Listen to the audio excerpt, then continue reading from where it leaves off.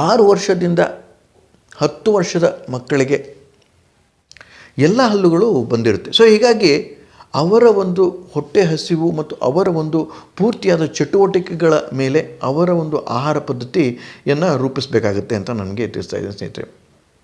ಎಲ್ಲರಿಗೂ ಕೊಡ್ತಕ್ಕಂಥ ಆಹಾರ ಅಂತ ಹೇಳಿದರೆ fats, minerals, proteins, carbohydrates, vitamins ಇವೆಲ್ಲವೂ ಸಹಿತ ನಮ್ಮ ದಿನನಿತ್ಯದಲ್ಲಿ ಉಪಯೋಗಿಸ್ತಕ್ಕಂಥ ಆಹಾರದಲ್ಲಿ ಇದ್ದೇ ಇರುತ್ತೆ.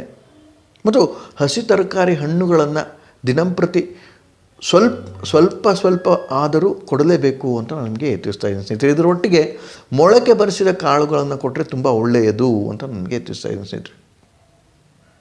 ಸೊ ಹೀಗಾಗಿ 6ರಿಂದ 10 ವರ್ಷದ ಮಗುವಿನ ಆಹಾರ ಇಷ್ಟ ಆಯಿತು ಅಂತ ಹೇಳಿದರೆ, ಇನ್ನೊಂದು ಆಹಾರದ ಮಾಹಿತಿ ಏನು ಅಂತ ಹೇಳಿದರೆ 3 ವರ್ಷದಿಂದ 10 ವರ್ಷದ ಮಕ್ಕಳಿಗೆ ಈ ಜಂಕ್ ಫುಡ್ ಅನ್ನುವುದನ್ನು ಪೂರ್ತಿಯಾಗಿ ದೂರ ಇಟ್ಟರೆ ತುಂಬ ಒಳ್ಳೆಯದು ಅಂತ ನಮಗೆ ತಿಳಿಸ್ತಾ. ಯಾಕೆ ಅಂತ ಹೇಳಿದರೆ ಈ ಜಂಕ್ ಫುಡ್ ಕೊಡ್ತಕ್ಕಂಥದ್ದು ನಾಲಿಗೆ ರುಚಿ ಮಾತ್ರ, ದೇಹಕ್ಕೆ ಯಾವುದೇ ತರಹದ ಪೌಷ್ಟಿಕ ಅಂಶಗಳು ಅದರಲ್ಲಿ ಇರಲ್ಲ ಅಂತ ನನಗೆ ತಿಳಿಸ್ತಾ ಇದ್ದೀನಿ ಸ್ನೇಹಿತರೆ.